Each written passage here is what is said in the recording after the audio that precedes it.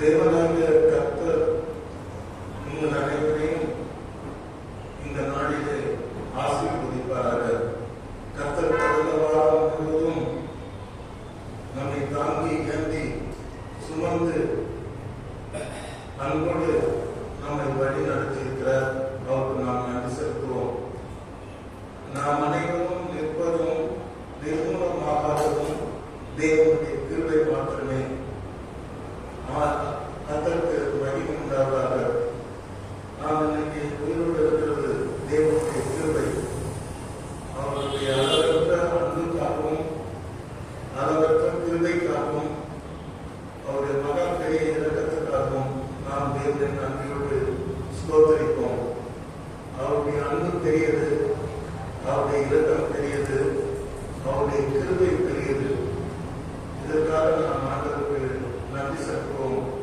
ஆண்டவர் சொல்கிறார், அனதி சிநேகத்தால் உன்னை சிநேகித்தேன், காருண்யத்தால் உன்னை இழுத்துக் கொண்டேன். தாயின் கற்பத்திலே உருவாவதற்கு முன்னே உன்னை நான் பெயர் சொல்லி அழைத்தேன் என்று ஆண்டவர் சொல்கிறார். கர்த்தர் நல்லவர், அவருடைய கிருபை என்றும் உள்ளது. இம்மட்டும் நடத்தின எதிரீசர், இம்மட்டும் காத்த அன்பின் தேவன் இனியும் நம்மை காத்து நம்மேல் இரக்கம் வைத்து நம்மை நடத்துவார். இந்த தேவன், நாம் ஆராதிக்கிற இந்த தேவன் என்றென்றுள்ள சதா காலமும் நமது தேவன். மரணம் கரைந்தும் தேவன் நம்மை நடத்துவார். நாம் பயப்பட வேண்டிய அவசியம் இல்லை. ஆண்டவர் சொன்ன அன்பான வார்த்தை, வாக்குத்தத்தத்தின் வார்த்தை, உங்கள் இருவரும் கலங்காது இருப்பதாக. நான் போகிறேன், கலங்க வேண்டாம், நான் மீண்டும் வருவேன், உங்களோடு இருக்கிறேன், உங்கள் இருவரும் கலங்க வேண்டாம், நீங்கள் பயப்பட வேண்டாம், என்னிடத்தில் நீங்கள் விசுவாசமாக இருங்கள், அது போதும் என்றார். இன்றைக்கு நாம் ஆண்டவரிடத்தில் விசுவாசமாக இருந்தால் அதுவே போதுமானது. அருமையானவர்களே, நாம் போன வாரத்துக்கு முந்தின வாரத்திலே நாம் படித்த பாடம், ஆண்டவர் எவ்வளவு அன்புள்ளவராக இருக்கிறார். தன்னுடைய பிள்ளைகளை குறித்து அவர் அக்கறை உள்ளவராக இருக்கிறார். தன்னுடைய பிள்ளைகளுக்காக அவர் கவலைப்படுகிறார். அவர் பிள்ளைகளை குறித்து அக்கறை உள்ளவராக இருக்கிறார் என்று சொல்லி நாம் படித்தோம். அருமையானவர்களே, தேவன் மேல் அன்புள்ளவர் மாத்திரமல்ல, நம்மேல் அக்கறை உள்ளவராக இருக்கிறார் என்பது ஒரு பொருளான வார்த்தை. தேவன் நம்மேல் அக்கறை உள்ளவராக இருக்கும் பொழுது, தேவன் நமக்காக கவலைப்படும் பொழுது, தேவன் நம்மை அரவணைக்கும் பொழுது நமக்கு எந்த தீங்கும் வராது. அருமையானவர்களே, நான் முதல்ல அவருடைய அன்பை உபாகம புஸ்தகத்தில் உங்களுக்கு எடுத்து சொன்னேன். கர்த்தர் நம்முடைய ஜனங்களை பார்த்து சொல்லுகிறார், பாழான நிலத்தில் இருந்தும் மூலையில் உள்ள வெறுமையான அவாந்திர வெளியிலும், அதாவது டெசர்ட்டை விட மோசமான இடத்துல நீங்க இருந்தீங்க, உங்க வாழ்க்கை பாழ்பட்டு இருந்தது. அப்பொழுது நான் உங்களை கண்டுபிடித்தேன், உங்களை நடத்தினேன், உங்களை உணர்த்தினேன், உங்களை கண்மணி கூட காத்திருந்தேன், உங்களை மகனாக மகளாக நான் தெரிந்து கொண்டேன் என்று ஆண்டவர் அன்பாக பேசுகிறார். அந்த வார்த்தைகளை நாம் பார்த்தோம். ஆண்டவரால் நாம் கண்டுபிடிக்கப்பட்டவர்கள், ஆண்டவரால் நாம் நடத்தப்படுகிறவர்கள், நடத்தப்பட்டவர்கள், நடத்தப்பட்டு கொண்டிருப்பவர்கள், வரப்போகிற நாட்களிலே தேவனை நம்மை நடத்தப் போகிறார். அடுத்தபடியாக தேவனால் உணர்த்தப்பட்டவர்கள், தேவன் நம்மை அவரை அறியும்படியாக நம்மை உணர்த்தினார், அவரை ஏற்றுக்கொள்ளும்படியாக நம்மை உணர்த்தினார். நான்காவதாக அவர் நம்மை மிகவும் அன்பான அக்கறையான உள்ளவராக கண்மணியை போல அவர் நம்மை காத்து வருகிறார் என்று நாம் படித்தோம். தாவீது ஆண்டவரை நோக்கி ஜெபிப்பார், என்னை நீ கண்மணி போல காத்தருளும் என்று ஜெபிப்பார்.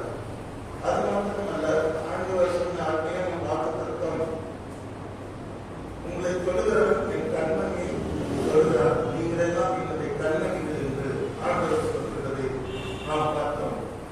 அதே மாதிரி ஆண்டவர் உபாகமம் 28 7 உனக்கு விரோதமாய்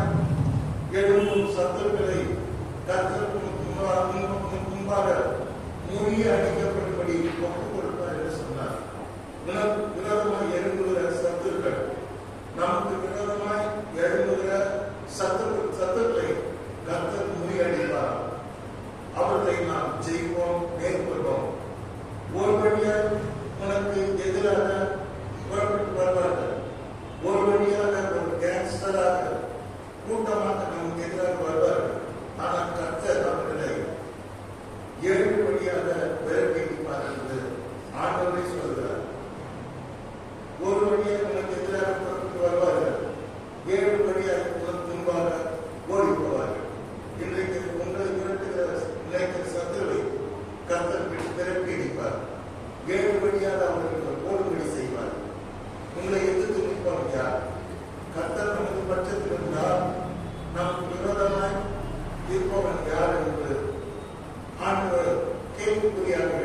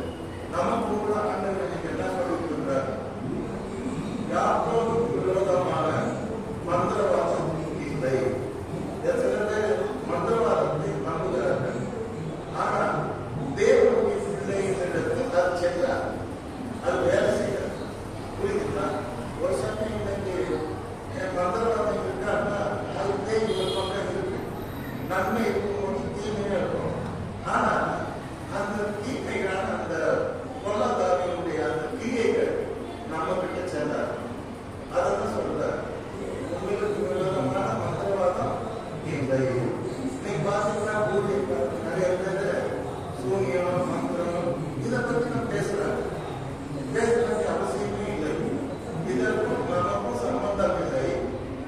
நமக்கு விரோதமான மந்திரவாதம் இந்த உலகத்தில் எதுவுமே இல்லை அப்படின்னு சொல்லி அவர் அன்பு காட்டுகிறார், அக்கறைப்படுகிறார். அடுத்து சொல்றார், இஸ்ரவேலுக்கு விரோதமான குறி சொல்லுதலும் இல்லை. அப்போ அந்த காலத்துல ரெண்டு காரியம் ரொம்ப டாமினேட் பண்ணிருக்குது. புறஜாதி மக்கள், கர்த்தரை அறியாத மக்கள், கர்த்தர் இல்லாத மக்கள் மந்திரவாதத்தை நம்பினார்கள், விக்கிரகத்தை நம்பினார்கள், குறி சொல்லுதலை நம்பினார்கள், சாஸ்திரத்தை நம்பினார்கள். அது அவர்களுக்கு ஏதோ ஒரு நம்பிக்கையாக இருந்தது. ஆனால் தேவனை அறியாதவர்களாக இருந்தார்கள். தேவனை அறிந்த யாக்கோபுக்கும் இஸ்ரவேலுக்கும் நமக்கும் கர்த்தர் சொல்வது என்னன்னா, உங்களுக்கு விரோதமான மந்திரவாதம் இல்லை, இஸ்ரவேலுக்கு விரோதமான குறி சொல்லுதலும் இல்லை. கர்த்தருடைய பரிசுத்த நாமத்துக்கு மகிமை உண்டாதாங்க. ஆகவே இன்னைக்கு நிறைய பாஸ்டர்கள் கூட தூணி வச்சுட்டாங்க, மந்திரவாதம் பண்றாங்க. இதெல்லாம் இருக்கலாம், ஆனா அது நம்பருக்கு செல்லாது. அல்லேலூயா. நமக்கு அது பலிக்காது. அது நம்ம ஒன்றும் அசைக்கவே முடியாது. ஏனென்றால் நம் தேவன் பெரியவராக இருக்கிறார். நம் தேவன் பிசாசின் தலை கர்வால் சிலுவையிலே நசுக்கினார். சர்ப்பத்தின் தலை தன்னுடைய மரணத்தினாலே நசுக்கினார். சாத்தானை ஜெயித்தார்.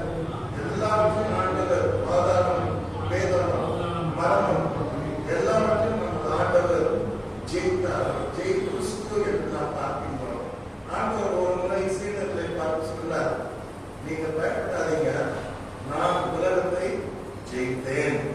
நமது ஆண்டவர் உலகத்தை ஜெயித்தவர், சாத்தானை ஜெயித்தவர், பேயை ஜெயித்தவர், பாவத்தை ஜெயித்தவர், நோயை ஜெயித்தவர், துக்கங்களை ஜெயித்தவர், தரித்திரங்களை ஜெயித்தவர். கர்த்தர் பகவான் சிறுவனை பார்க்கும் பொழுது நீங்கள் எல்லாவற்றையும் அவர் ஜெயித்து அந்த ஜெயத்தை நமக்கு சுதந்திரிக்கும்படியாக ஆண்டவர் வாக்கியம் கொடுத்திருக்கிறார். ஆகவே அவர் ஜெயித்த ஜெயத்தில் நமக்கு பங்கு இருக்கிறது. அதை தான் சீடர்களை பார்த்து சொல்லுகிறார், நான் உலகத்தை ஜெயித்தவர், நீங்கள் உலகத்துக்கு நடக்கிற சம்பவத்துக்கும் பயப்படாதீங்க, நான் உலகத்தை ஜெயித்தேன். ஆகவே நம்முடைய ஆண்டவர் எல்லாவற்றையும் ஜெயித்தவர் என்பதை நாம் புரிந்து கொள்ள வேண்டும்.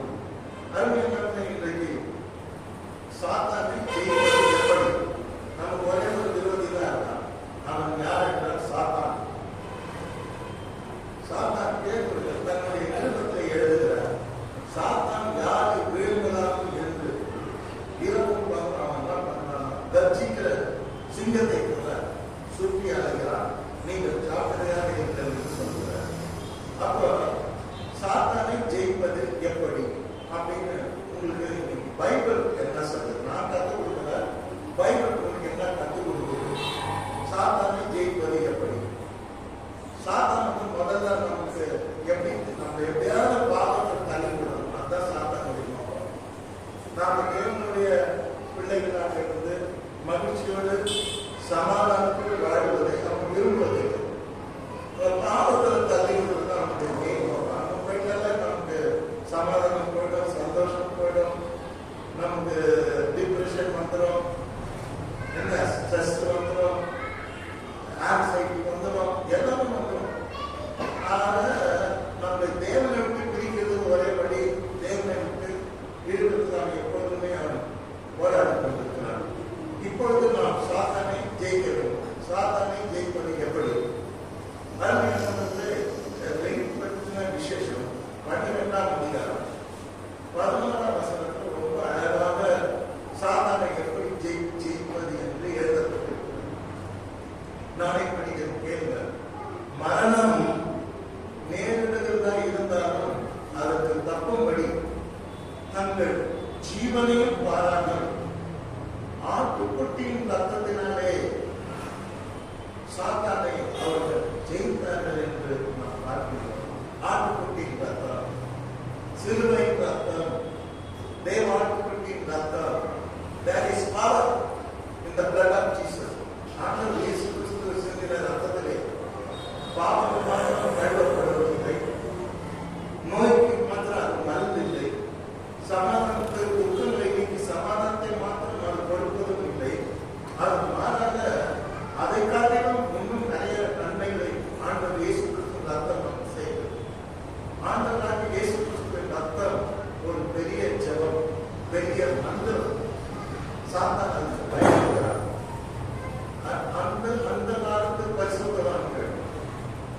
சாத்தானை எப்படி ஜெயித்தார்கள் என்று எழுதும்பொழுது தேவ ஆட்டுக்குட்டியானவருடைய ரத்தத்தினாலே அவனை ஜெயித்தார்கள். எப்பவுமே அடிக்கடி blood of Jesus அப்படின்னு சொல்லுங்க. அப்போ உங்களுக்கு பயம் வராது. பயம் வரும்போதெல்லாம் பயம் வந்து பிசாசு தான் கொடுக்குறாங்க, திகில் பிசாசு தான் கொடுக்குறாங்க. கேட்டீங்களா? ஆகவே பயம் வரணும்னா நீங்க உச்சரிக்க வேண்டிய ஒரு வார்த்தை இயேசுவின் ரத்தம் ஜெயம். இயேசுவின் ரத்தத்தை சொல்லணும். சாத்தான் நடுங்குறான், சாத்தான் பயப்படணும். ஏன்னா அவன் தலையை நசுக்கும் போது ரத்தம் சிந்தி மறுக்கும் போது தான் தலையை நசுக்கிறான். ஆகவே ஆண்டவருடைய ரத்தத்தை நான் உச்சரிக்க கற்றுக்கொள்ள வேண்டும். என்னுடைய நண்பர் ஒரு பெரிய ஹைகோர்ட்ல பெரிய lawyer public prosecutor saint Claus சர்ச்சுடைய பக்கத்து மகளா அவர் நாங்கெல்லாம் கூடி ஜெபிப்போம். அவர் ஒரு நாள் சொன்னார், என்கிட்ட பெங்களூர் போயிட்டு நான் பாஸ்டர் போகும்போது திடீர்னு ஃபேமிலியோட போனோம். கார் வந்து திசை மாதிரி போய் மரத்துல போய் அப்படியே தலைகீழா விழுந்துருச்சு. நான் என் மனைவி 4 பிள்ளைங்க எல்லாமே உள்ள இருக்கணும். நான் தான் டிரைவ் பண்ண பாஸ்டர்.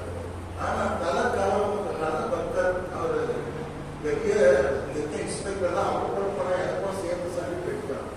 ஏன்னா எல்லாம் டிரைவ் பப்ளிக் வாட்ஸ்அப் பண்ணிட்டேன். அப்போ அவர் சொன்னாரு, கார் சாயும் போது ஒரே ஒரு வார்த்தை தான் சொன்னாங்க, இயேசுவின் ரத்தம் ஜெயம்னு சொன்னேன். கார் வந்துருச்சு. அந்த ஊர்ல கிராமம், அந்த ஊர் ஜனெல்லாம் ஓடி வந்து காரை திருப்பி நேரம் நிற்க வச்சு எங்களெல்லாம் கதவு வளைச்சி வெளியே எடுத்தாங்க. ஆனால் நாங்கள் எல்லாமே உழைச்சிக்கிட்டோம். ஒருத்தர் கூட ஒரு அடி கூட இல்லை. நான் அந்த ஆபத்தான நேரத்தில் சொன்ன ஒரே ஒரு மந்திரம், ஒரே ஒரு ஜெபம் என்னன்னா, இயேசுவின் ரத்தம் ஜெயம் அப்படின்னு சொல்லிட்டு நான் சொன்ன பாஸ்டர் சொல்லிட்டு அவர் சாட்சி கொடுத்தார்.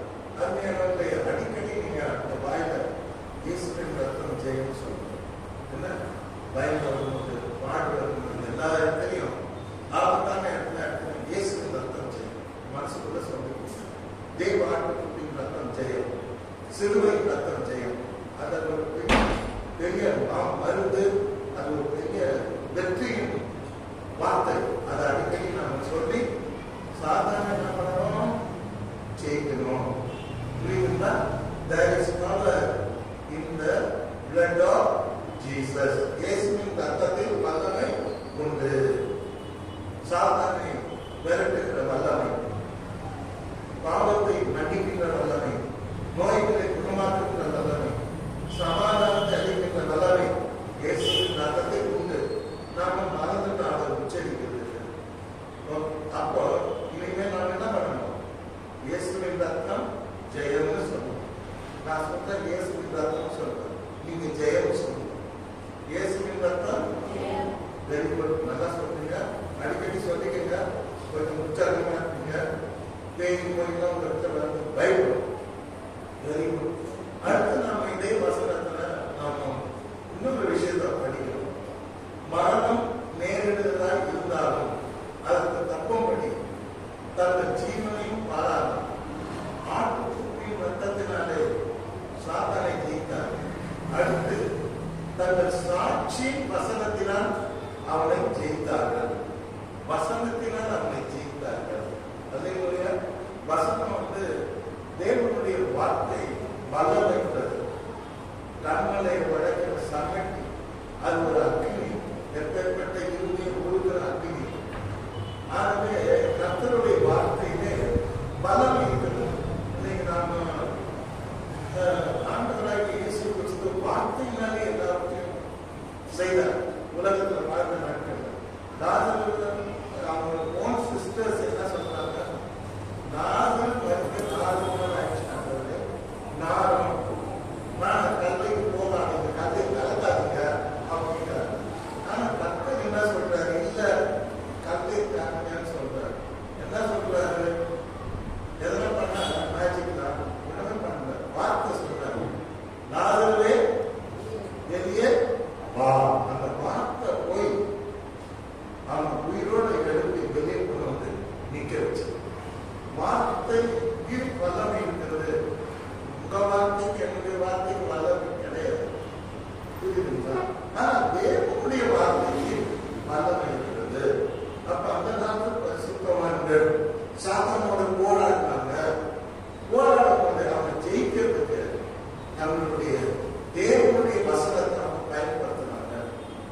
தன்னுடைய சாட்சிகளை அவர்கள் சொல்லி அவரை செய்தார்கள் என்று நாம் பார்க்கிறோம். அருமையானவர்களை, ஆண்டவர் இயேசு கிறிஸ்து இந்த உலகத்திலே மனுஷனாக வந்த நாட்களிலே முதல் ஊழியத்தை ஆரம்பிக்கிறதுக்கு முன்னால சாத்தான் சோதிக்கப்படுவதற்கு தேவனுடைய ஆவியால் கொண்டு போகப்பட்டார். சாத்தான் கர்த்தராக இயேசு கிறிஸ்துவை 3 முறை சோதித்தார். ஆனால் ஆண்டவர் 3 முறையும் சாத்தானை ஜெயித்தார். எப்படி ஜெயித்தார்? வசனத்தினாலே அவனை அடிச்சார். அல்லேலூயா. வசனம் தெரியலன்னா நம்ம சாத்தானை ஜெயிக்க முடியாது. அப்போ சாத்தான் ஒவ்வொரு சோதனை கொண்டு வரும்போதும்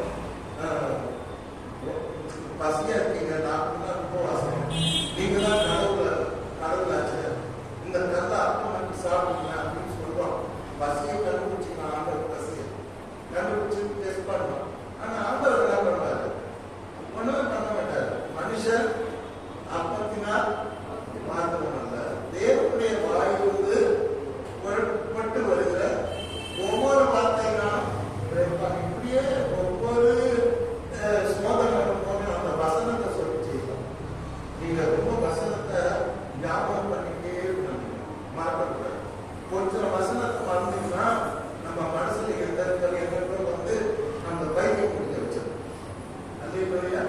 When you read the word of God, உங்க மனசுல சமாதானம், சந்தோஷம், மகிழ்ச்சி, தைரியம், தெளிவு, என்ன அந்த ஒடுக்கப்பட்ட அந்த ஆவி எல்லாமே போயிடும். ஆகவே சாத்தானை அவர்கள் ஜெயித்தார்கள். இயேசு ஆண்டவரும் சாத்தானை ஜெயித்தார். எதனால ஜெயித்தார்னா வசனத்தை சொல்லி ஜெயித்தார். அதனால நம்ம கையில வசனம் தான் போத, கையில பைபிள் தான் போதாது. நம்ம மனசுல வசனங்கள் இருக்க வேண்டும்.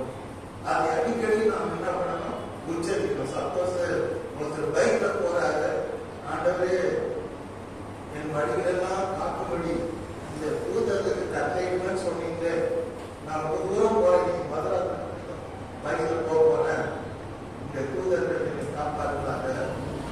என்ன நீங்க அந்த வசனத்தை உச்சரிக்கணும். அந்த வசனத்தை வாக்குத்தத்தத்தை நாம் அடிக்கடி உச்சரிக்கணும். கர்த்தர் நம் போக்கும் வார்த்தையும் பாப்பான்னு சொல்லிட்டு ஒரு தூரம் போறேன், காப்பாற்றணும், பத்திரம் நீங்க வசனத்தை சொல்லணும். வசனம் தான் நமக்கு லா. இப்ப இந்தியா எப்படி நடக்குதுன்னா சட்டத்தின் ஆட்சி. இங்க ராஜ ஆட்சி கிடையாது, மன்னர் ஆட்சி கிடையாது. இந்த தேசத்துக்கு யாரும் முதலாளி கிடையாது, சட்டம் தான் முதலாளி. சட்டம் என்ன சொல்றது அதான் இங்க இந்தியாவில நடக்கும். சட்டத்தை மீறி நடக்கிறதுக்கு பிரைம் மினிஸ்டரும் ரைட் கிடையாது, குடிமகனுக்கும் ரைட் கிடையாது. கவர்னர் மந்திரி யாரா இருந்தாலும் சட்டத்துக்கு உட்பட்ட ஆட்சி. நமக்கு எல்லாமே வேத வசனம் தான்.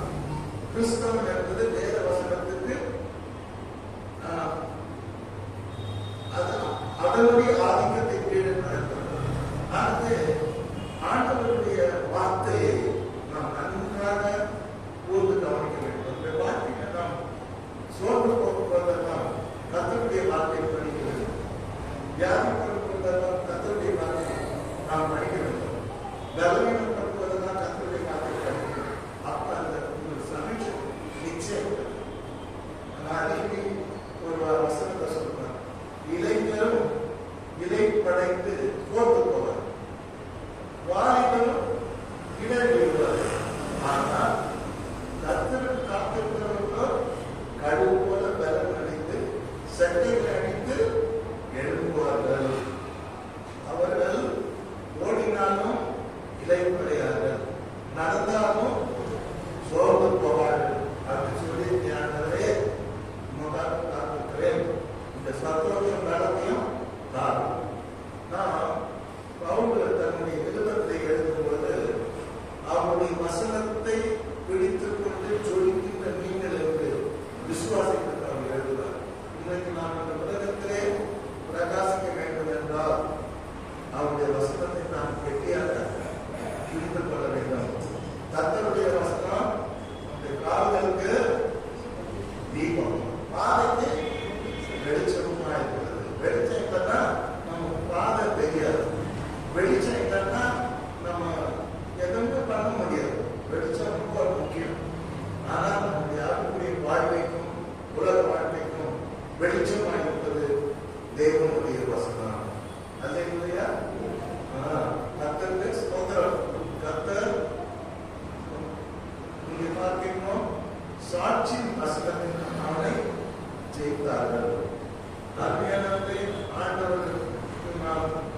சாட்சிகளை நிறுத்த வேண்டும். சாட்சிகளை அவர் செய்த நன்மைகளை சாட்சிகளை சொல்ல வேண்டும்.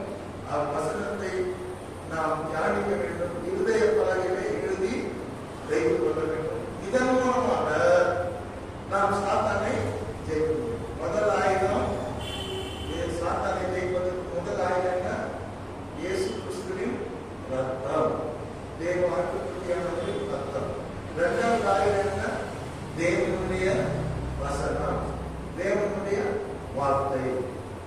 பழைய காலத்துல யோசுவா சொல்லுவார், என் நியாயப்பிரமாணத்தின் வார்த்தைகள் உன் வாயை விட்டு தெரியுமா விரியாதிருப்பதாக. வாயை விட்டு எது பிரியக்கூடாது? என் நியாயப்பிரமாணத்தின் வார்த்தைகள் உன் வாயை விட்டு விரியாது. என்ன பண்ணா வசனம் பேசும். எனக்கு ஒரு அம்மா தெரியும், அவங்க ஜோதி பண்ணி சொந்த ஊர் வந்து விருதுநகர். அக்னி சட்டியை தூக்கிட்டு போடுவாங்க. பயணிக்கு பக்தர் தீமெதிப்பார். எப்பொழுது அவங்க ஆண்டவருடைய வார்த்தை கேட்டு ரட்சிக்கப்பட்டு ஞானஸ்நானம் பெற்று சபையில் சேர்ந்துட்டாங்க. அவங்க என்ன பண்ணுவாங்க, பயங்கர இந்து பக்தராக ஆண்டவரை ஏற்றுக்கொண்டு ஏசாமி பக்தரா மாறிட்டாங்க. வாழ காலத்தான வச்சுக்கேன், வசனம் சாரமாரியா போகும். எனக்கு ஆச்சரியம், நான் பாஸ்டர் எல்லாரும் கூட இந்த ஃப்ளோ பண்ண முடியாது. அந்த ஃப்ளோல வசனத்தை நான் ஒப்பிப்பேன். சாதாரண விசுவாசம் தான்.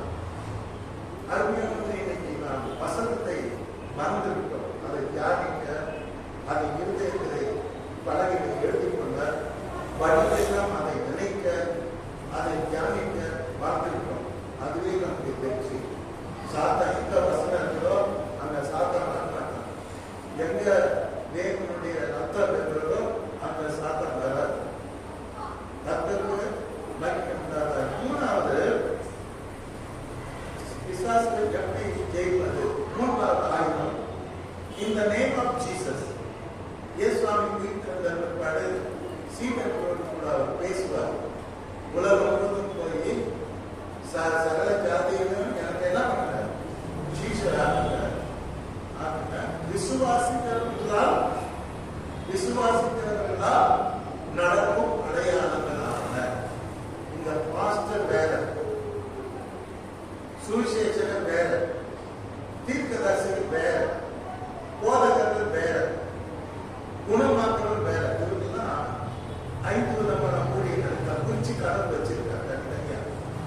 ஆனா விசுவாசங்கள் என்பது இவங்க கிடையாது, இவங்க வேற. புரியுதா? சிலரை அப்போஸ்தலராகவும், சிலரை தீர்க்கதரிசிகளாகவும், சிலரை போதகர்களாகவும், சிலரை குணமாக்கும் வரமுடையவர்களாக கடவுள் வந்து அப்போஸ்தலர்கள் செஞ்சுக்கிறார். இவங்க வேற. இப்ப நான் பாஸ்டர் கிடையாது, இவங்க வேற வந்துட்டார். நான் பாஸ்டர். ஆனா நீங்க விசுவாசி, சாதாரண ஒரு விசுவாசி குறித்து சொல்லுகிறார். நான் மறந்து போறேன், என் நாமத்தினாலே நீங்கள் பிசாசுகளை துரத்துவீர்கள். விசுவாசிக்கிறவர்களால் நடக்கும் அடையாளம். ஒரு விசுவாசிக்கு முதல் அடையாளம் என்னன்னா, இவ்வளவு நாள் இவன் பிசாசு துரத்துச்சு, ஆனா இப்ப இவன் பிசாசு துரத்தலாம். அல்லேலூயா. ரத்தத்துக்கு அந்த ஆசீர்வாதமான பாவத்தம் என்ன ஆபத்தினாலே நீங்கள் பிசாசுகளை துரத்துவீர்கள். அல்லேலூயா. What a lovely promise God has given. எவ்வளவு பெரிய ஒரு வல்லமை அதிகாரத்தை நான் கொடுத்துருக்கேன்னு தெரியல. போலீஸ்காரன் பார்த்தீங்கன்னா சாதாரணமா அந்த காலத்துல போலீஸ்காரனுக்கு அரசாங்கம் தான் கொடுப்பாங்க. கவர்மெண்ட் அரசாங்கு போட்டு நல்ல சட்டை காட்டிட்டாங்க ஒன்று மவுண்ட் நடுவில் தகர் தான். இப்பதான் சிக்னல்லாம் வந்து தகர் ரவுண்டா இருக்கும். பின்னால் அதுக்கு குடிக்கிற குடி போட்டுருக்கோம். அதனால என்ன இது ஸ்டாப்னு போட்டுருக்கோம். என்ன பண்ணுவாரு, அதை வச்சுதான் டிராபிக்கை கண்ட்ரோல் பண்றாங்க. போலீஸ்காரன் பெரிய லாரி வரும், நட்போட்ல அது எதிர்த்து நின்று இப்படி காட்டுவோம். காட்டணும்னு நான் என்ன பண்ணிட்டு நின்றுட்டு, ஏன் தெரியுங்களா, அது இச்சுன்னா போலீஸ்காரன் ரசிக்குவான். ஆனா இழுக்க முடியாது. அவனுக்கு அதிகாரம் அந்த அரசாங்கம் கொடுத்தது. Is a police, is authority. அவனுக்கு அத்தனை இது இருக்குது. அந்த அதிகாரம், இந்த அதிகாரத்தை பயன்படுத்தி நீ இப்படி போ, நீங்க இப்படி போங்க, நீங்க அப்படி போங்க அப்படின்னு டைரக்ஷன் பண்றோம். That authority was given by the government. அதே மாதிரி பரலோக கவர்மெண்ட், பரலோகத்தில் ராஜா பிராஜா கர்த்தாதி கர்த்தர் தேவாதி தேவன் ஆண்டவர் இயேசு கிறிஸ்து நமக்கு அதிகாரம் கொடுத்திருக்கார். என் நாமத்தினாலே நீங்கள் என்ன பண்ணுவீர்கள்? விசுவாசத்தை துரத்துவீர்கள். பைபிள்ல பாத்தீங்கன்னா ஆண்டவர் பரலோக ராஜ்யத்துக்கு போயிட்ட பிற்பாடு அவருடைய சீடர்கள் அற்புதங்களை செய்தாங்க, அதிசயங்களை செய்தாங்க, நோய்களை குணமாக்குனாங்க, விசுவாசங்களை துரத்துனாங்க. துரத்தி அவங்க தேவனுடைய நாமத்தை மகிமைப்படுத்தினாங்க. விசுவாசங்களும் அவங்க கீழ்ப்படிந்து இயேசுவின் நாமத்தில் போனா போயிடுச்சு. அப்ப இயேசுவின் நாமத்திலே வல்லமை இருக்கிறது. சாத்தான் ஒரு பாட்டு இருக்குது, எனக்கு பாட்டுலாம் பாட முடியல. ஆனா அந்த பாட்டு என்ன சொல்றதுன்னா, in the name of Jesus, in the name of Jesus, then the lab to flee. Flee என்னது இல்ல, flee ரன்னா ஓடுறது, flee என்னது இல்ல, அதுவும் ஓடுதான். ஆனா பயந்து ஓடுது. புரிஞ்சுக்கிட்டீங்களா? then the lab to flee. Flee means பயந்து ஓடுவாங்க. எப்பொழுது? in the name of Jesus, in the name of Jesus. We have the victory. What? சந்திக்கலாம். இயேசுவின் நாமத்தில் நமக்கு ஜெயம் உண்டு. இயேசுவின் நாமத்தால் பிசாசுகள் பறந்தோடும். அதான் ஃப்ரீ. ஓடுறதுங்கிறது ரன். புரியுதுன்னா? இரானதே அப்படி சொல்றாங்க. Flea, flood. அதான் பயந்து ஓடுறது. பிசாசுகள் பறந்து ஓடும். அப்போ இயேசுவின் நாமம் ஜெயம் சொல்லும். இயேசுவின் நாமம் சொல்லுங்க. இயேசுவின் நாமம். அவர் நாமத்தை அடிக்கடி உச்சரிக்க. சும்மா இருக்கும்போது பேனா வச்சுங்க. பேரத்தில் இயேசுவின் நாமம் ஜெயம், இயேசுவின் அர்த்தம் ஜெயம். நீங்க ஏறிக்கிட்டே கேட்டீங்களா? உங்களுக்கு அடிக்கடி ஞாபகப்படுத்தணும். நான் இன்டர்நெட்ல வேலை செய்யும்போது 90% பிராமின்ஸ், முஸ்லிம்ஸ், கிறிஸ்டியன்ஸ் இருக்கிற மாட்டோம், கொஞ்சம் தான் இருக்கும். என் பக்கத்தில் பெரிய ஆபீஸ்ல கொண்டு இருக்கோம். அது பிராமின் என்ன பண்ண ஒரு பேப்பர் வச்சுன்னு ஆமில் ஃபைல தரக்காது. நாங்களாம் ஃபைல தரது அது பார்த்து எழுதினே இருக்கும். என்னன்னு பார்த்துட்டேன். என்னன்னா ஏதுன்னா ஃபர்ஸ்ட் எங்க ஆண்டவர், எங்க கடவுள் நாம ஜெயம் ஜெயம் வேலை சொல்றது இல்லை. எங்க கடவுள் நாம ஜெயம் ஜெயிக்கிறாங்க 3 தடவை எழுதிட்டு அப்புறம் தான் வேலையா கேட்டு நம்ம என்ன பண்றோம்? நம்ம இயேசு வானத்துக்கு ஆண்டவர் சொன்னது, வானத்துக்கு பூமியிலையும் சகல அதிகாரம் எனக்கு கொடுக்கப்பட்டிருக்கிறது. இந்த நாமம் வானத்திலையும் அதிகாரம் உள்ளது, பூமியிலையும் அதிகாரம் உள்ளது. இந்த நாமத்தை நாம் இன்னைக்கு மறக்கணும். இந்த பாட்டு அழகான பாட்டு இருக்குது. நம்ம சர்ச்சில் அடுத்த வாரம் போடுறோம். வானிலும் பூவிலும் மேலான நாமம், வல்லமையுள்ள நாமம் இது. நாம் வென்றிடுவோம். இந்த நாமத்தில் ஜெயிச்சுக்கலாம். பாதாளம் வேதாளம் யாவையும் ஜெயித்த வீரமுள்ள திரு நாமம் இது. கோட நாமம் இல்லை, வீரமுள்ள நாமம். அல்லேலூயா, அல்லேலூயா. சந்தோஷமா கேட்க வீரமுள்ள திரு நாமம். சஞ்சலம் வருத்தம் சோதனை நேரத்தில் தாண்டி நடத்திடும் நாமம் இது. சஞ்சலம் வருத்தம் சோதனை போராட்டம் வரும்போது இயேசுவின் நாமம் நம்மை தாண்டி நடத்தும். பாடலாசிரியர் எழுதியிருக்கார். எவ்வளவு மகிழ்ச்சியா இருக்கு. இயேசுவின் நாமத்தை அடிக்கடி உச்சரிக்கணும். இப்படியே நம்ம சொன்னோம்னா எல்லாத்தையும் மறந்துவே போயிடும். கேட்டீங்களா? கடைசியில் நம்மளே மறந்துடுறோம். இன்னும் நம்ம நல்லா மறக்கடிக்கிறதுக்கு செல்போன் ஒன்று வந்துருச்சு. கேட்டீங்களா? அது இன்னும் நல்லா கீழே புனிய வச்சிருச்சு. அந்த காலத்தை தலைநிமிர்ந்து இல்லடா தமிழ் என்று சொல்லலாம். யாரு பாரதிய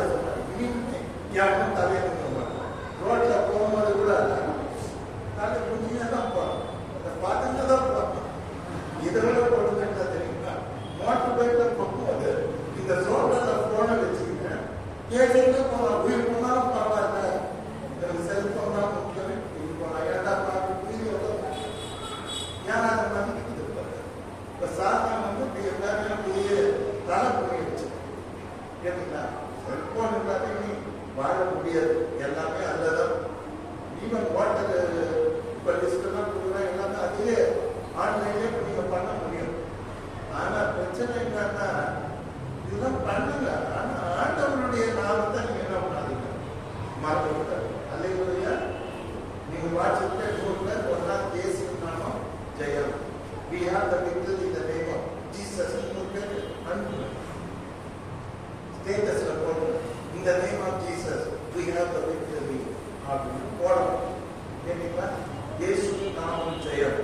சாத்தான் கிட்ட போராட்டம் வரும்பொழுது, இருள் வரும்போது, சஞ்சலம் வரும்போது, சோதனை வரும்போது, பாதாள வேதனை வரும்போது, இந்த இயேசுவின் நாமத்தை எச்சரித்தா எல்லாம் பார்த்து போகும். அல்லேலூயா. சந்தோஷமா? அப்ப ஒண்ணு சாத்தானை ஜெயிப்பது இப்படி தேவ ஆட்டுக்குட்டியின் ரத்தம், சிலுவை ரத்தத்தினால அவனை ஜெயிக்கலாம். சாட்சி வசனத்தினால அவனை ஜெயிக்கலாம். மூணாவது இயேசுவின் நாமத்தினால அவனை ஜெயிக்கலாம். இயேசுவின் நாமம் சொன்னால பயந்துடுவான்.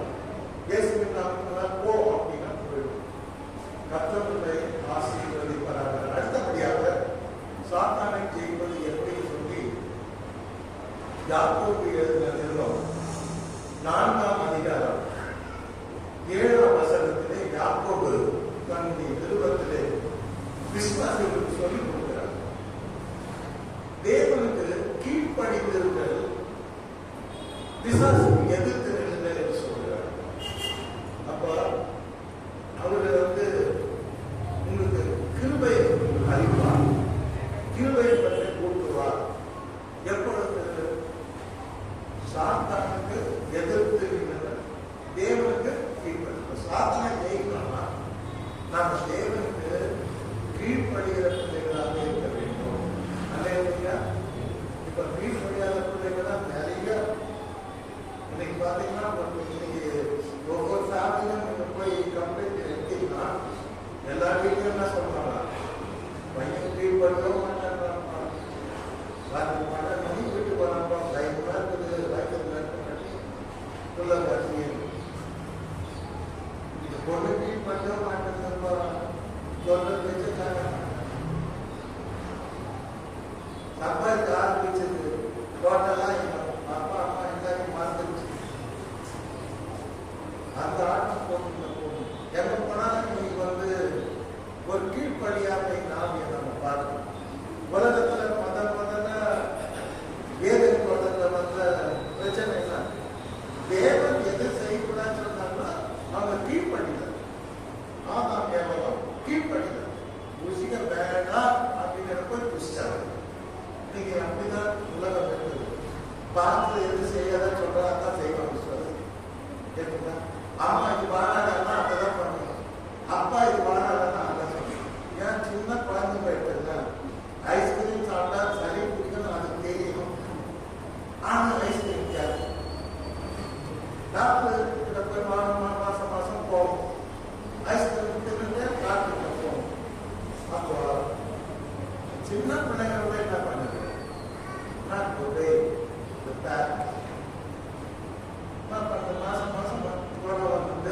மாசம் மாசம் சளி பிடிச்சிட்டு மாசம் அம்மா தூக்கிட்டு ஓடுறாங்க. குதிரைக்கு வரும், கீழ்படியாமை.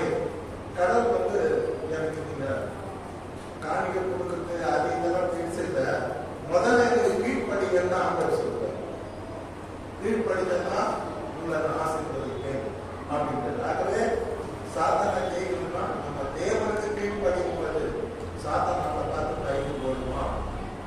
இரண்டாவது, அவனை சாத்தானை எதிர்த்து நில்லுங்கன்னு சொல்றார். அல்லேலூயா. எப்பவுமே சாத்தானுக்கு பயப்படவும் கூடாது, அவனை எதிர்த்து நிற்கணும். அல்லேலூயா. போடா நீ போடா அப்படின்னு சொல்லணும். சாத்தான் அப்பா இருந்தோம் ஆண்டவருக்கு காப்பாற்றாரு. கடைசியில் அப்ப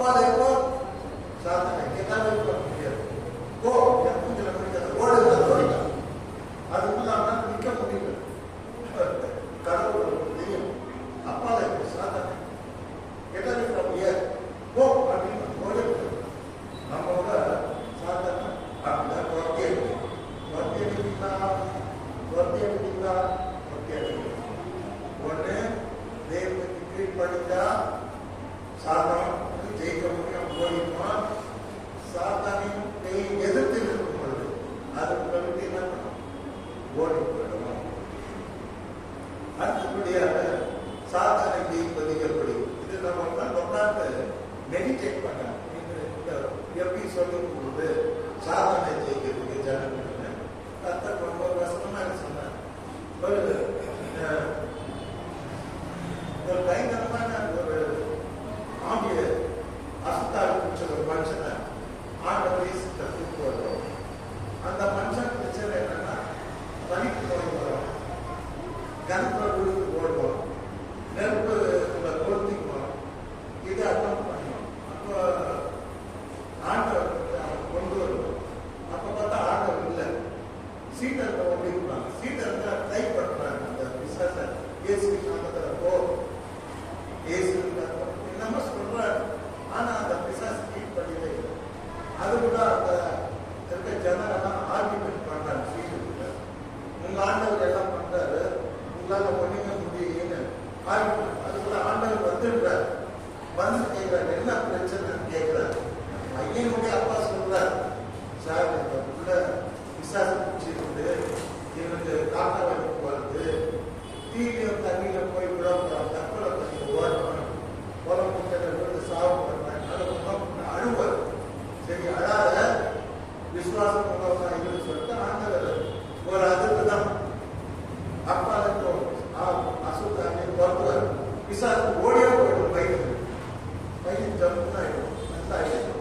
அவங்க அப்பா கையை பிடிச்சா ஆண்டவர் ஆசீர்வதிப்பார். இது பேசுங்களா கொஞ்சம் நேரம் பொறுத்து ஒன்றும் வளைவு போய் எல்லாம் உட்கார்ந்து ஆண்டவர் சீசன்லாம் அப்போ டவுட் கேட்பாங்க. அப்போ சீசன்லாம் ஆண்டவர் டவுட் கேட்கிறாங்க. என்ன டவுட்? ஏன் ஆண்டவர் மற்ற பிசாசெல்லாம் பார்க்கணும், பைக்கில் போயிடுச்சு, இயேசு நாட்டில் போன போயிடுச்சு, ஏன் இந்த பிசாசுக்கு எங்களுக்கு ட்ரீட் பண்ணிக்க போல அப்படின்னு சொல்லி கேட்கும்போது ஆண்டவர் சொல்வாரு, இந்த ஜாதி பிசாசு ஜாதி இருப்பாங்க, மனுஷனுக்கு தான் ஜாதி இருப்பாங்க, பிசாசுக்கு ஜாதி இல்லை. இந்த மாதிரி ஜாதி பிசாசு உபவாசம் ஜாபம் பண்ணாதான் போவோம்னு கற்றுக்கிட்டாங்க. அன்னைக்கு ஃபாஸ்டிங் அண்ட் ப்ரேயிங், சாப்பிடாம இருந்து ஒரு நாள் ஃபுல்லாக சாப்பிடாம இருந்து தண்ணி குடிக்கணும், டீ காஃபி குடிக்கணும், சாப்பிடக்கூடாது. சாப்பிடாம இருந்தால் அந்த பிசாசம் வருதுன்னா உபவாசத்தை வந்து ஜபத்தினா அதை என்ன பண்ணிடும், ஓடி போயிடும். எங்கள் ஊரில் எங்கள் சபையில் நடந்தது, யாரும் பிசாசு வந்தவங்க குச்சிச்சு நல்லா தான் இருப்பாங்க. கட்சியில் வாய் பேசுறவங்கள காது கேட்கல ஒரு மாதிரி ஆகிட்டாங்க மனுஷன். இப்போ எங்கள் ஆளுநர் என்ன பண்ணாங்க, உபவாசத்தில் அப்படியே ஜபம் பண்ணாங்க. எனக்கு இன்ஃபார்ம் பண்ணிட்டாங்க, பார்த்து இந்த மாதிரி கேஸ் வந்து சரி நீங்கள் உபவாசம் பண்ணி ஜபம் பண்ணுங்க, நான் சாயங்காலம் ஆஃபீஸ் விட்டு நேராக வரேன். சாயங்காலம் போனேன்னா போய் எல்லாம் ஜபம் பண்ணோம், உபவாசமும் முடியுது, ஜபமும் முடியுது, மனுஷன் ஜபம்னு பேசுறாரு. சாத்தா அவங்க பிடிச்சிருந்தாங்க, பூமி பிசாசு துரத்தி விட்டார், துரத்தி விட்டார். ஜபம்னு நல்லா பேசி போட ஆரம்பிச்சோம். ஆகவே சில பிசாசத்துக்கு உபவாசத்தினால ஜபத்தினாலயா போகும். ஆகவே உபவாசம் பண்ண கற்றுக்கணும். உபவாச ஜபம் ரொம்ப ரொம்ப முக்கியம். உபவாச ஜபத்தை வாரத்துக்கு ஒரு நாள் உபவாசிக்கும். ஆனால் டயபெட்டிக் சக்கரை நோய்களை யாரும் உபவாசம் பண்ணக்கூடாது. கேட்டீங்களா? சக்கரை நோய், இதயம் நோயாது, பிளட் பிரஷர் உள்ளவங்க இவங்க யாரும் வாஷ் பண்ணக்கூடாது. நீங்கள் அப்பேற்பட்ட பொறுத்திருந்தா அவர் சாதாரண ஜபம் பண்ணுற கற்று கேட்பாங்க. ஏன்னா சக்கரை நோய்கள் ஒரு பழமொழி தெரியுமா? Neither fast not feast. என்ன அர்த்தம் அதுக்கு? நல்ல வயதான சாப்பிடாம இருக்கக்கூடாது, விருந்தம் போய் சாப்பிடக்கூடாது. ஃபாஸ்ட் அண்ட் ஃபீஸ்ட் விருந்தம் கிடையாது. வேற வயதான ரெண்டு டைமே சொல்லுறது என்ன பண்ணிடணும், ட்ரைனிங் மேலே இருக்கும். Medical class point. ஸோ நம்ம மாதிரி பார்த்தோம்னா ஸோ உபவாசம் பண்ணுறவங்க இப்போ இந்த மாதிரி உள்ள விசுவாசிகள் உபவாசம் பண்ணாமல் சாதாரண சொல்லணும். அடுத்தபடியாக ஆறாவது விசுவாசத்தை பொறுத்தவரை எப்படி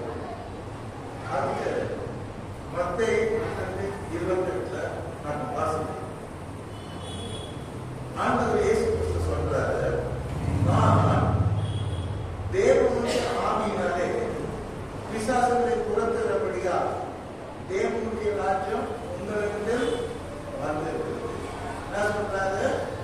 நான் தேவனுடைய ஆவியினாலே பிசாசுகளை துரத்துகிறேன். கேட்டீங்களா? சந்தோஷமா? ஆண்டவரே சொல்றாரு, இந்த தேவ ஆவியினாலதான் நான் துரத்துறேன். அப்போ நான் இப்போ ஆவியினால நிறைஞ்சிருக்கணும். ஆவியினால நிறைஞ்சிருக்கணும்னா கத்தணும், புதிக்கணும், அந்நிய பாஷை பேசணுன்றது கிடையாது. தப்பு. நல்லா ஜெபம் பண்ண, டெய்லி 1 மணி நேரம் ஜெபம் பண்ணா கத்தருக்கு நிரப்பணும். அல்லேலூயா. புரியுதுங்களா? சும்மா நான் அந்நிய பாஷை பேசினா அப்படின்னா தப்பு. தினமும் 1 மணி நேரம் சொல்லி ஜெபிச்சா நிரப்பாது. கத்தர் நம்ம என்ன பண்ணுவாரு? ஆசீர்வதிப்பார். ஆவினாலே, நான் தேவனுடைய ஆவினாலே பிசாசுகளை துரத்துகிறேன். ஏன் அதை சொல்றாரு? அன்னைக்கு இருந்த வேத பாரகர், பரிசேயர், ஜெபாலய தலைவர்கள், மூப்பர் எல்லாம் ஆண்டவருக்கு விரோதமா பேசினாங்க. என்ன? இவன் பிசாசு தலைவனை கொண்டு பிசாசுகளை துரத்துகிறான். தலைவர் பேர் பெயர் செய்வான். பிசாசு தலைவன் அதை கொண்டு துரத்துறாங்க. அதான் சொன்னார். யாரா சொல்றது உங்களுக்கு? அதெல்லாம் தப்பு. நான் தேவனுடைய ஆவினாலே பிசாசுகளை துரத்துகிறேன். அல்லேலூயா. அப்ப தேவ ஆவியானா ரொம்ப முக்கியம் நம்ம வாழ்க்கையில். அவரை நம்ம உள்ளத்துல வாசம் பண்ண வைக்கணும். ரொம்ப சந்தோஷங்க. கர்த்தருக்கு சொல்லுவோம். கர்த்தருடைய வேதத்தில் இரவும் பகலும் கர்த்தருடைய வேதத்தில் பிரியமாயிருந்து இரவும் பகலும் அவருடைய வேதத்தில் தியானமாயிருக்கிற மனுஷர் பாக்கியவான். Meditation upon the word of God. தேவனுடைய வார்த்தையை தியானம் பண்ணணும். மனசுல எதையும் டென்ஷன் பண்ணல. நினைக்கிறமா இல்லையா? கோயில உட்காந்துருக்கோம், ஸ்டார்டிங் போயிட்டு பார்த்தா உடம்பு இங்கே தான் இருக்கும். ஸ்டார்டிங் போய் ஃப்ளவர்ஸ் ரோடு போய் அந்த ஆபத்துக்கு போய் மறுபடியும் நாளைக்கு கடைசி கேட்டீங்களா? அதான் வந்து சொன்னா ரொம்ப அழகா சொன்னான். மனம் ஒரு குழந்தை, மனம் ஒரு சிங்கம் சொல்லல, மனம் ஒரு புலின்னு சொல்ல, டைகர் சொல்ல. மனம் ஒரு குழந்தை பார்த்தீங்கன்னா ஒரு இடத்துல இருக்காது. நான் கூட ஒரு இடத்துல உட்காந்து டயர்டாக உட்காந்து தொடர்ந்து ஒரு இடத்துல இருக்கா. இந்த மாத்திரம் அந்த மாத்திரம் அவன் குழந்தை தூக்கிட்ட, அது குழந்தை தூக்காது. குழந்தை அது அம்மா பிடிச்சிருக்கு, வசதியா பிடிச்சி அம்மா பிடிச்சிருக்கும். அவர் பார்த்து மரம் தாக்கி பிடிச்சிருந்தாரு. இப்ப ஏன் சொல்ல அந்த மனசு வந்து ஒரு இடமா இருக்கிறது இல்லைங்க. ஏன்னா அது வந்து மனம் இடம் விட்டு இடம் தாழ்வுட்டே இருக்கு. மனம் விடக்கூடாது. Mind is a tiger. Mind is a monkey. Mind is a monkey. மனம் ஒரு உலர்ந்து. அப்ப இது அங்கேயே தாவ உடற்காது. அதை பிடிச்சி கண்ட்ரோல் பண்ணும். எப்படி கண்ட்ரோல் பண்ணுறது? கர்த்தருடைய வேதத்தில் பிரியமாயிருந்து இரவும் பகலும் அதை என்ன பண்ணணும்?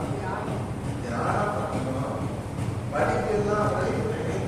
அவருக்கு பாதைகளை செவ்வைப்படுத்துவார். அப்போ எப்போ அவரை நினைச்சுட்டு இருந்தாலும் தியானம் சரியா? மணல் போட்டு நம்ம ஜெயிக்கிறதான் தியானம். வயல போகும்போது அதை நினைக்கிறதான் தியானம். அப்பொழுது அவருக்கு பாதைகளை தெரியும். ஸோ மெடிடேஷன் ரொம்ப முக்கியம். பிசாசு யார் கத்துடைய வேதத்தில் இரவு காலம் தியானம் பண்றாங்களோ அவங்கள பார்த்து ஓடி வித்திய வராது. நீங்கள் போட்டு பிசாசு வச்சு குடிச்சிட்டு போனாங்க. அவங்க நான் வர மாட்டேன். கத்தர் ரொம்ப இருக்காரு. என் முகாட்டம் பண்ணிட்டு அவர் வார்த்தை நினைச்சு நான் வரமாட்டா அப்படின்னு அது ஓடி. கத்தர் உங்களை ஆசீர்வதிக்கிறார்கள்.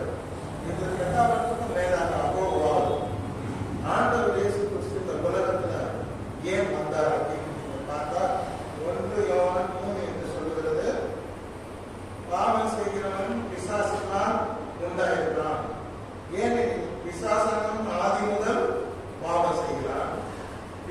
பிசாசனுடைய கிரியைகளை அழிக்கும்படிக்கே தேவகுமாரன் வெளிப்பட்டார். இயேசு கிறிஸ்துவே இந்த உலகத்தில் வந்தார்னா பிசாசின் கிரியைகளை அழிப்பதற்காக வந்தார். அழித்தாரன்னா ஆமா, சிலுவையில அவன் தலையை நசுக்கினான், சத்தியத்தை தலையை நசுக்கினான், சாத்தானை ஜெயித்தார். வேதாளம், பாதாளம், மரணம், பாவம், சாபம் எல்லாத்தையும் ஆண்டவர் ஜெயித்தார். ஆண்டவருக்கு ஒரு பேர் இருக்குது. என்ன பேரு? ஜெய கிறிஸ்து. எல்லாவற்றையும் நான் ஜெயித்தவர். ஆண்டவர் சொல்றார், நான் தினப்படுவர், நான் உலகத்தை என்ன பண்ண ஜெயிச்சேன். அதனால நீங்க என்ன பண்ணுவீங்க? ஜெயிப்பீங்க. வேண்டாம போங்க, எங்கேயும் தோக்க மாட்டீங்க, ஜெயிப்பீங்க. ஆனா அந்த போராட்டம் இருக்கும். போராட்டத்துல பொறுமையா நாம ஜெயிப்போம். எத்தனை பேர் விசுவாசிக்க நான் ஜெயிப்பேன்? நான் ஜெயிப்பேன். ரொம்ப சந்தோஷம். இன்னைக்கு கஷ்டப்படாதான் உங்களை மந்திரவாதம் விரோதமா மந்திரவாதம் இல்லை. யார் விரோதமான குறி சொல்றது? ஒன்றும் பண்ண முடியாது. சாத்தான் ஒன்றும் பண்ண முடியாது. ஸோ அவனை நம்ம ஜெயிக்கணும். அதுக்கு நிறைய பாடங்களை நம்ம படிச்சோம். முதல்ல என்னது? இயேசு கிறிஸ்துவின் ரத்தம். அடிக்கடி சிலுவை ரத்தம் ஜெயம், தெய்வாட்டின் ரத்தம் அடிக்கடி வாயில சொல்லணும். கேட்டீங்களா? சாத்தான் பயந்து போய். இரண்டாவது, தேவனுடைய வார்த்தையினால அவன் ஜெயிக்கலாம். மூணாவது, இந்த நேம் ஆஃப் ஜீசஸ், இயேசுவின் நாமத்தினால அவன் ஜெயிக்கலாம். நாலாவது, தேவனுக்கு கீழ்ப்படிந்த ஒரு வாழ்க்கை நடத்துவதன் மூலமாக சாத்தானை ஜெயிக்கலாம். அடுத்து உபவாசம் ஜெபம், அதனால சாத்தானை ஜெயிக்கலாம். பரிசுத்தாவின் மூலமாக சாத்தானை நடத்தலாம். அவனை நம்ம எதிர்த்து நிற்கும் போது அவன் ஓடி போவான். அல்லேலூயா. அடிப்படை கூட சாத்தான் எதிர்த்து. அப்புறம் தியானம். ஆண்டவர் இயேசு கிறிஸ்துவின் பிசாசின் கிரியைகளை அழிக்க வெளிப்பட்டார். இத்தனை ஆயுதங்களை கர்த்தர் நாம் கொடுத்திருக்கார் சாத்தானை ஜெயிக்க. ஆகவே நாம் சாத்தானை ஜெயித்து நாம் ஒரு வெற்றியுள்ள வாழ்க்கையை நாம் நடத்துவோம். உங்கள் உலகத்தில் இருக்கிற அவனை காட்டிலும் உங்களில் இருக்கிறவர் பெரியவர். அல்லேலூயா. அல்லேலூயா. இன்ஸ்பெக்டர் தெரியுதா? ஐஜி தெரியுதா? யார் தெரியுது? ஐஜி தெரியும். வரலாற்று என் வீட்டில் ஒரு பையன் எல்லாத்தையும் திரும்பி போயிட்டான். எங்க அம்மா அப்பாலாம் வீடு இருக்கிறாங்க. எங்க தங்கச்சி கல்யாணம் கற்றுக்காங்க. அவங்க நகை என்ன என்னுடைய வாட்சி பீச்சை எல்லாத்தையும் மீட் பண்ணுவோம். அப்போ மறுபடி நாங்கள் போலீஸ் டிபார்ட்மெண்ட் தெரியல இல்லையா, அங்கே போய் எழுதி கொடுத்தாங்க. இது மாதிரி வீட்டில் இதெல்லாம் படிச்சு ஒரு கட்டுரையும் பண்ணால் அப்படின்னு சொல்லிட்டு. அப்போ அவருக்கு வயசு இல்லை. அந்த இன்ஸ்பெக்டர்னா கிரைம் இன்ஸ்பெக்டர், அவர் யூனிஃபார்ம் போட மாட்டார். சென்னதோட வயசு 28, 30, 100 நான் வச்சுருந்தேன். சரி சார், நான் கண்டுபிடிச்சிருக்கேன். ஒரு மருத்துவ அவர் போய் பார்த்தார். நான் பார்க்குறேன் சார், போகிறேன் சார் அப்படின்னு. போக மாட்டேன். 1 மாதம் ஆயிடுச்சு. அப்போ ஆஃபீஸில் வேலை செய்யணும். ஆஃபீஸில் போய் அப்படி உட்காந்து போது என் ஃப்ரெண்டுகிட்ட பேசிட்டு இருக்கேன். என் வீட்டில் இருந்து இந்த மாதிரி தான் பேசுகிறேன். நம்ம கமிஷனர் கிட்ட போய் சொல்றது, அவர் ஃப்ரெண்ட் எல்லாம் ஐஜி தான் போறாங்க, இப்போ சொல்ற அப்படின்னா அந்த இன்ஸ்பெக்டர் அவர் என்ன பார்த்தீங்கன்னா நினைச்சாரு சாதாரண நினைச்சிட்டாரு. சாதாரண மனுஷன் மேக்ஸில் அப்படி நினைச்சிட்டாரு.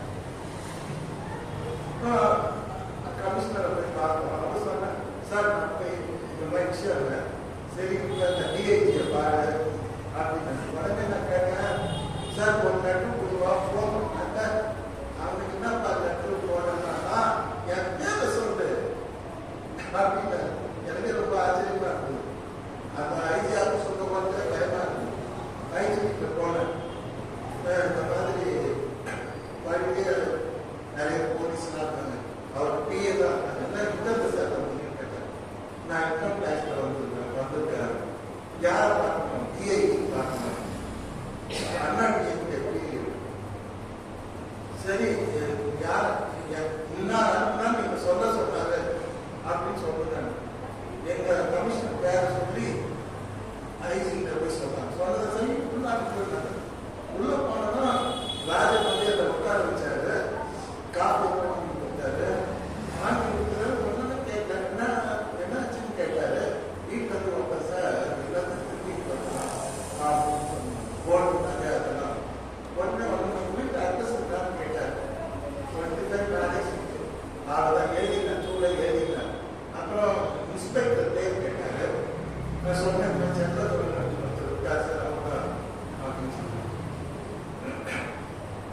நீங்க நம்ப மாட்டீங்க.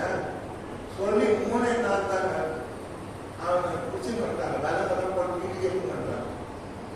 வீட்டுக்கு வந்து என்ன சொல்றாங்க, போலீஸ் இன்ஸ்பெக்டர் தான் ஐயா கால விட மணி பேசா திருப்பிட்டாங்க. நகையெல்லாம் கொண்டாந்துட்டாங்க. அதனால சொல்றான் ஐயா கால மணி. அப்போ நம்ம ஆண்டவரோட ரொம்ப இன்ஸ்பெக்டர் பையன் கேட்டா, சின்ன பையன் கேட்டார், என்ன சார் அப்படியே சொல்ல விடாதாங்க. என்ன சார் 2 தடவை வந்து நீங்க கண்டிப்பாக அதான் போயிட்டு. ஸோ தேவன் பெரிய அல்லேலூயா. அவர் சொன்ன நம்ம கட்டளையில நிற்கும். அவர் ஆராய்ச்சி முடியாத பெரிய காரியங்களையும் எண்ணி முடியாத அதிசயங்களையும் செய்கிறார். அவரால் இயலாத காரியம் முடியாத காரியம் ஒன்றும் இல்லை. ஆகவே ஜெயம் விசுவாசிப்போம், வெற்றி கொள்வோம். கர்த்தர் உங்களை ஆசீர்வதிப்பாராக. ஆமென்.